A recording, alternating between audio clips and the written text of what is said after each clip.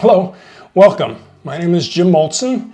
If you've been watching any of my videos or reading my blog or my books over the years, you've pretty much come to the understanding that I'm very much into, Eastern thought, traditional Chinese medicine, martial arts from China and Korea, and also very much into holistic health.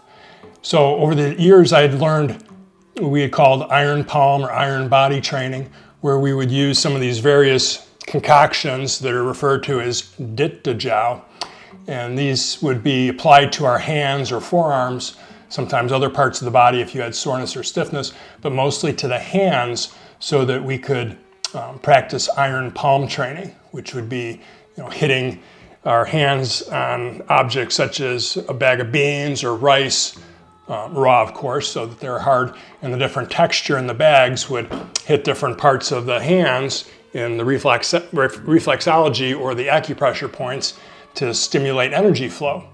From a martial arts perspective, it made our hands very strong, but they also would get somewhat sore and swollen and even bruised in the process. So we would use these liniments, tinctures, concoctions, formulas, whatever word you want to use, and we would apply it before, during, and after the training so as to reduce the swelling and increase blood circulation, which is very unique to traditional Chinese medicine and Eastern philosophy as far as herbs, herbology, in that we could practice something that would typically injure our hands or cause deformation of the hands, but also make them not injured, make them become very healthy, very strong for self-defense and for the health benefits. So each one of these is a different recipe, and I just kind of highlight that as these are sitting in one of my cupboards for years, fermenting and becoming hopefully stronger as they go. There probably is a lifespan that they should be used at some point in time, but these have all been fermenting probably for the last 5 to 10 years or so.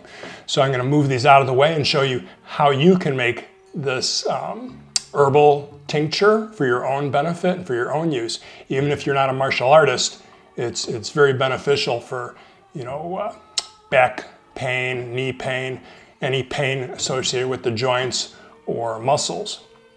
I've used it on my neck, my shoulder, my wrist, elbow, knees, ankles, lower back. And I've also had some family members that have actually become my biggest customers.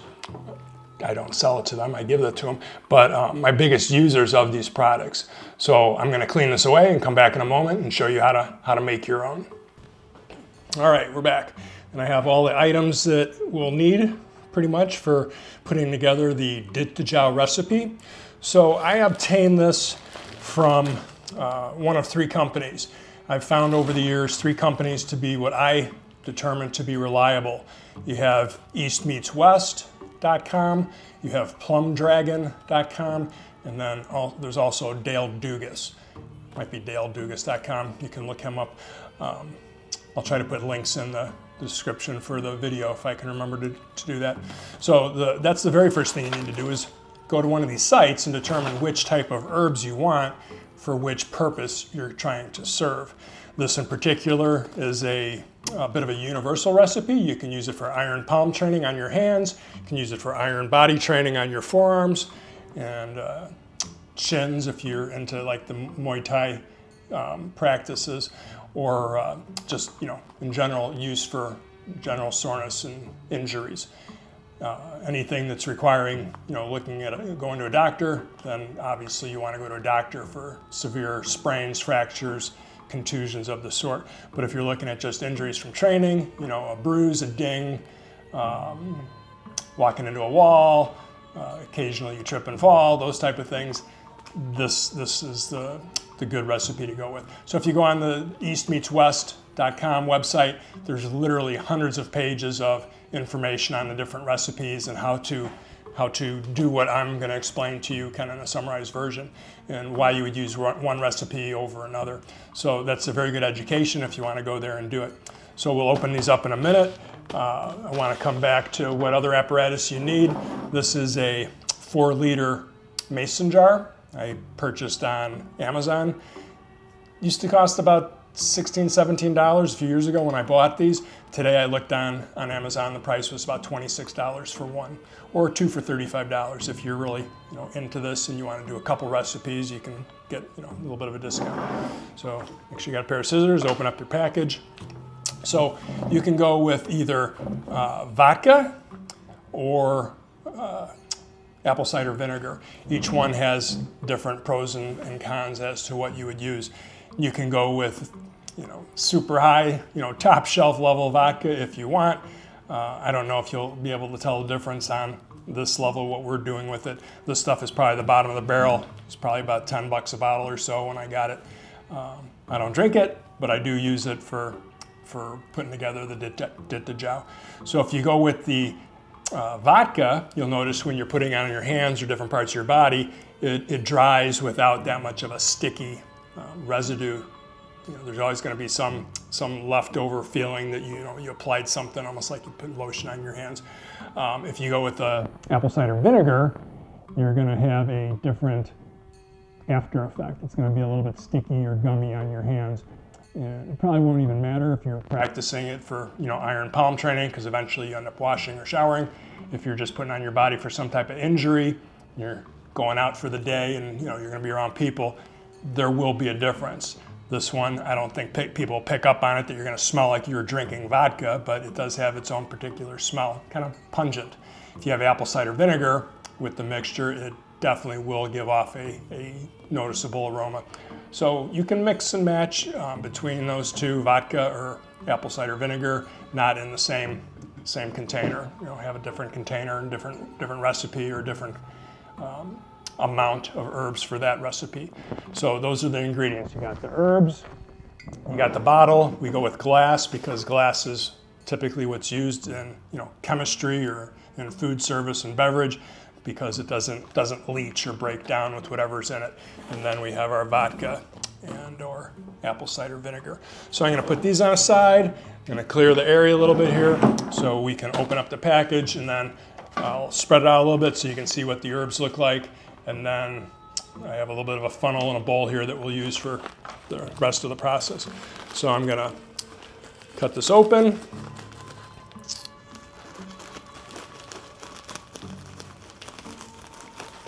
Right away I can kind of get a whiff of the smell that the herbs are giving off. So I pull it out.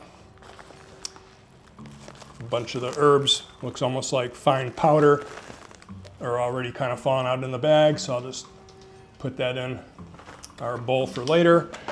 And you can see on here, here's the name of the recipe. Here's instructions. And then there's a label also that we'll use to make sure we know what each recipe is and how long we're using it. So there's a bit of the instructions. I've done this before, so I'm not going to read them.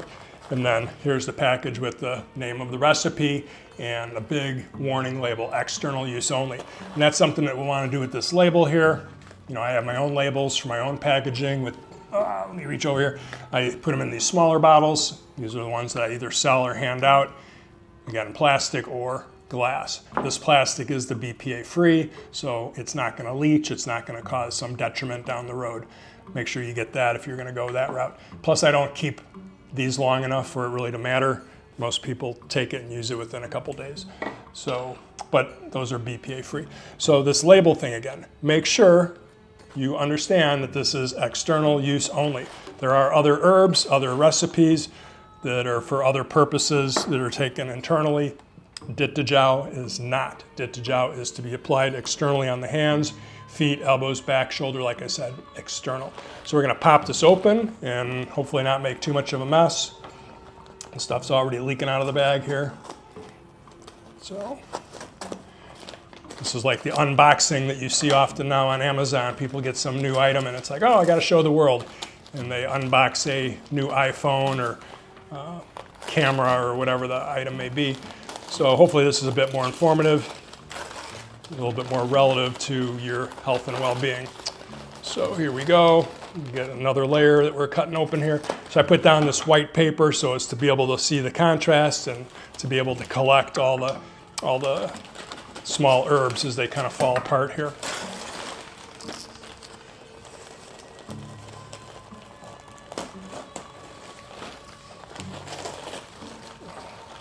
All right, so there is the unveiling. You're not going to be able to see it too well from where you're sitting, so I'm going to take a couple pictures with my iPhone, and just to give you a sense of what we're looking at here. So if you didn't know any better, this could kind of be, you know, stuff that you would find out in the backyard, in your flower beds, or you know, underneath trees. It looks like all different types of roots and leaves and various little pieces and parts of, you know, basically nature, right? So put the phone off to a side. So most of this, you're not going to be able to tell what is what. You know, if you've been doing this for a while, you know, I've been doing it for a couple decades, I can pick out some stuff and go, oh, okay, this is that particular, you know, root, or these little fern type things. That's, you know, that type of thing. Off the top of my head, I don't know any of these things. I'm not knowledgeable enough in that aspect of being able to just look at it and tell you what it is. Other people that are much more into this, traditional Chinese medicine doctors or practitioners, would probably know. Other people that are into, you know, a bit more depth and inquiry than myself. I consider myself pretty knowledgeable as far as being able to know what I'm talking about and when to stop when it's, you know, not my area of expertise. So this gets a little bit dusty. So now I'm going to take all these items and I'm going to try to get them into this bowl. That's going to be a little bit of an effort here, not to make too much of a mess. As you can see, this kind of spreads out once it gets a little bit airy. And that goes into the big bowl.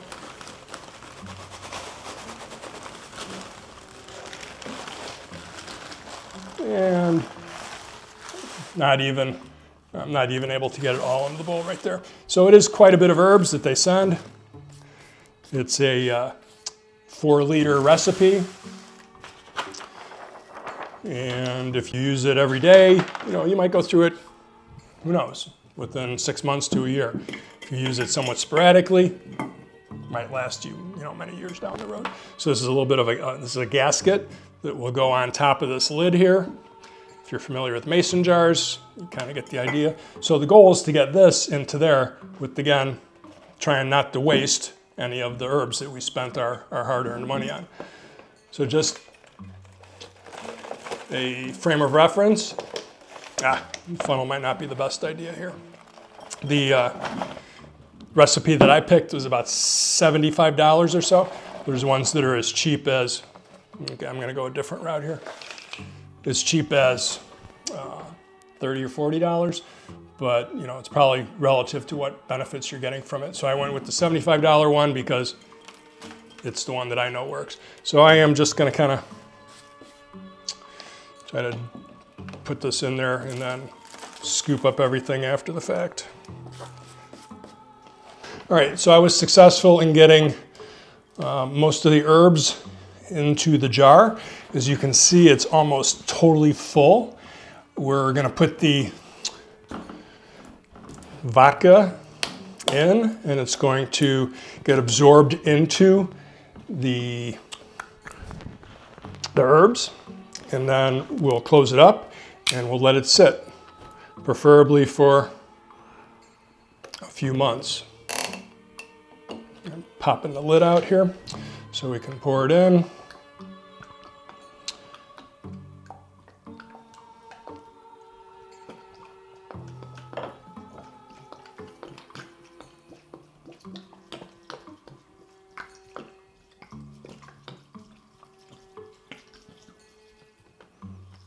All right, that's one bottle down.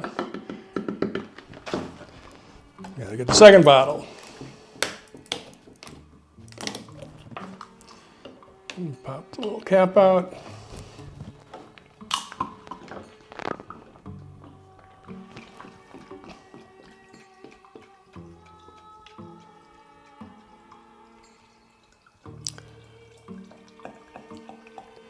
So I'm filling it mostly to the top, but there's going to be some extra.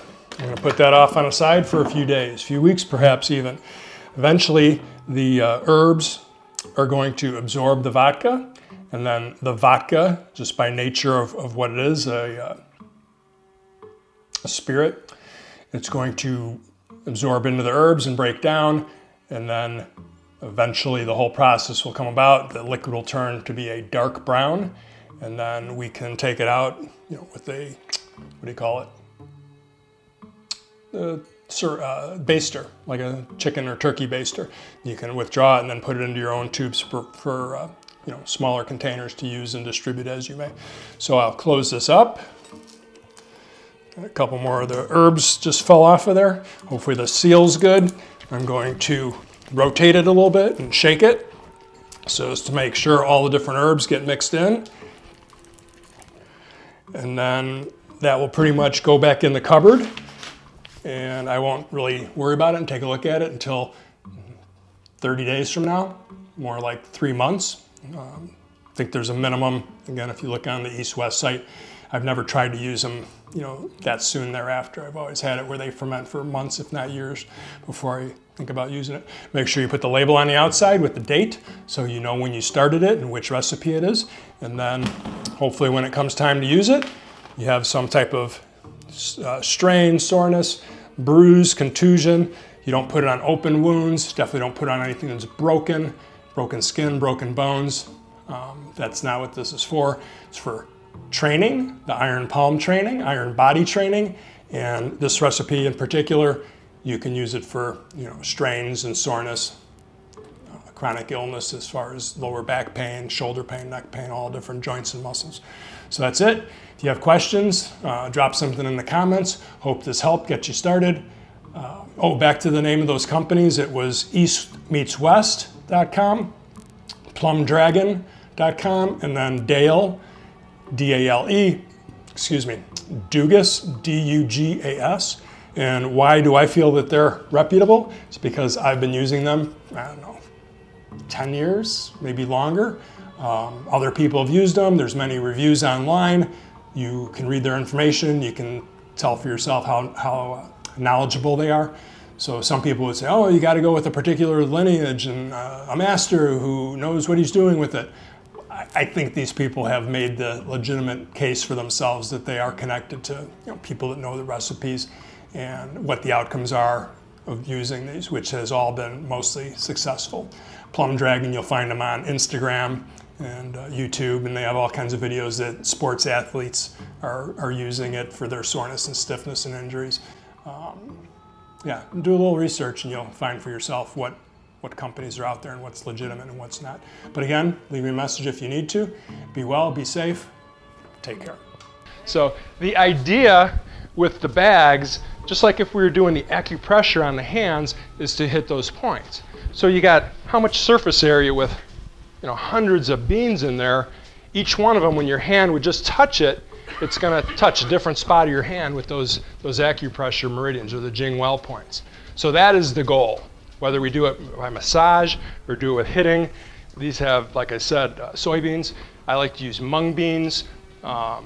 It advances up, you put chickpeas in there, garbanzo beans, right? Because it gives it a little bit more surface to hit your hands at those different angles. And then when you start doing it more at an advanced level, some people in the martial arts community, we start to do it with steel shot or rocks. Rocks and then steel shots, the higher level of doing it.